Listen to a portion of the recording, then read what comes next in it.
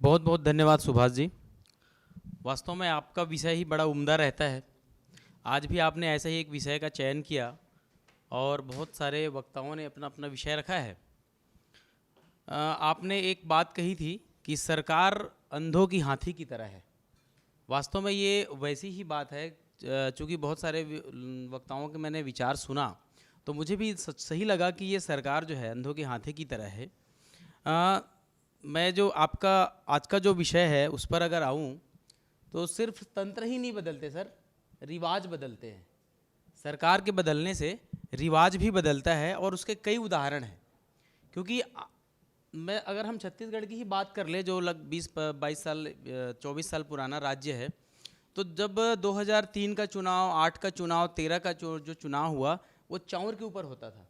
नारे लगते थे चाँवर वाले बाबा, चाँवर वाले बाबा। जैसे 2018 का चुनाव हुआ तो धान पे चुनाव डाइवर्ट हो गया, चुनाव कन्वर्ट हो गया धान पे।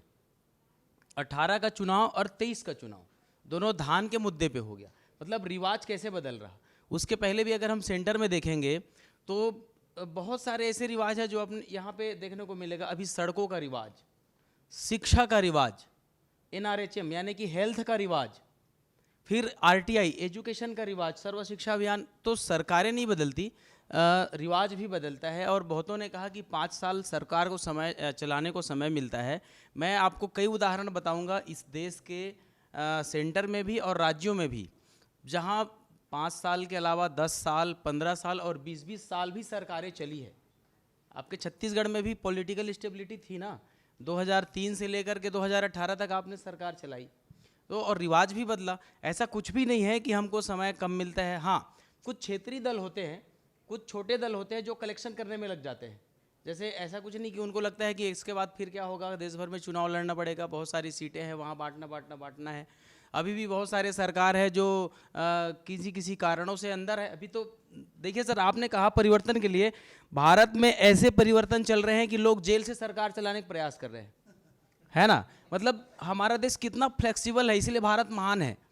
जेल से भी लोग सरकार चला सकते हैं। तंत्र बदलने की बात क्या, मुख्यमंत्री कि चूंकि हम लोग पढ़े लिखे क्षेत्र से आते हैं, हालांकि मैं गांव का रहने वाला हूं, मगर थोड़ा पढ़ने लिखने का मौका मिला इसलिए बोल पा रहा हूं मैं। ये क्या है, तंत्र इसलिए बदलना पड़ता है सरकारों को क्योंकि इम्प्लीमेंटेशन के लिए या विकास के विस्तार के लिए अपनी या वैचारिक विस्तार के लिए, अभी बंधु बोल रहे थे कि कांग्रेस सरकार अपने संगठन को मजबूत करने में सरकार चला रही थी। एकदम डेफिनेटली आपने सही कहा, क्योंकि कांग्रेस ने युवा मितान क्लब का गठन किया और युवा मितान क्लब का गठन कांग्रेस के लिए काम करता था और पैसा सरकार में देता था उसको।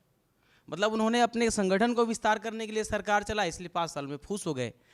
उसके पहले वाले जो दूसरे दल की सरकार थी 15 साल चल गई।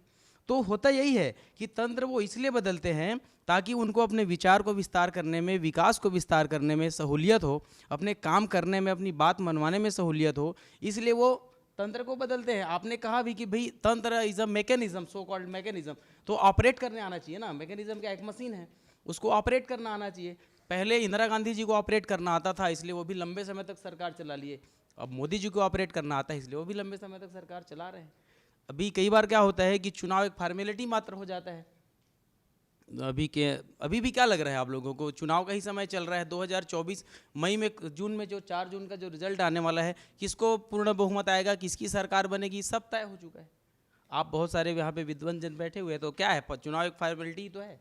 तो तंत्र इज अ मैकेनिज्म, और मैकेनिज्म जिसको यूज़ करना आता है वो चला लेते हैं। ये ठीक है सर, धन्यवाद।